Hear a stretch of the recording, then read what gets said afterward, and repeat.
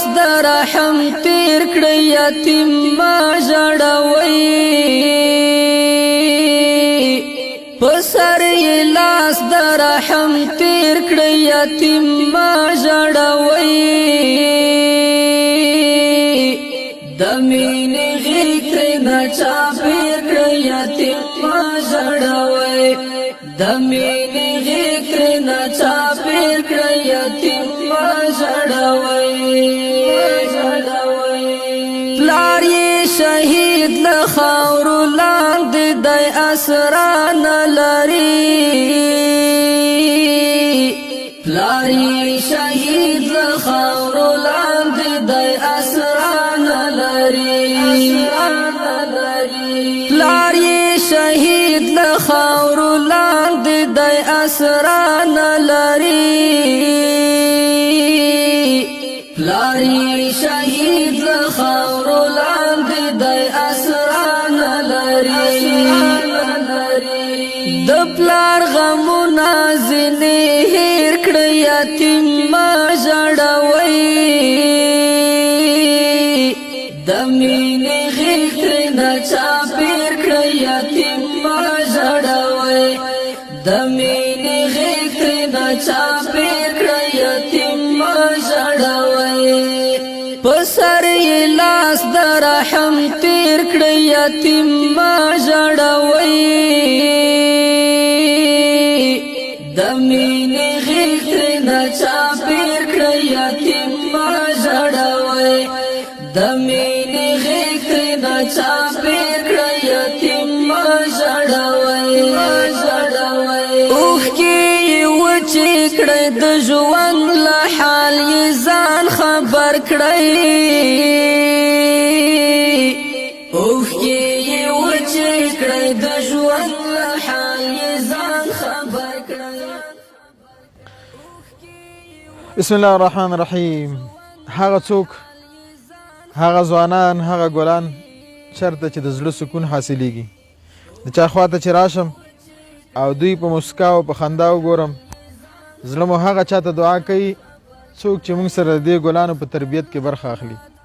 دوی خوشحاله دي الحمدلله د دوی د زده کړو بهیر روان دی دوی مکتبونه وایي دوی د قرآن حفظ کوي او دوی 5 وخته مونځ په جمع کوي د قرآن تلاوتونه کوي او هغه چاته دعاګانې کوي څوک چې په دوی باندې څه شی کوي مصرف کوي دعا ورته کوي که نه آفرین څنګه دعا ورته کوي چې پروردګاره چا چې زمونږ سره مرسته کړې ده چا چې مونږ یاد کړي وو چا چې مونږ سره دلته خواخوږي کړې ده الله دې د خپلو غمونو نه وساتي همداسې ده که نه په دې کې به کومه حاله کې چې یو 5 سپارې یا 4 سپارې حفظ یې کړی لاس به اوچت نه کړي ماشاءالله ماشاءالله انشاءالله داسې ورځ به راشي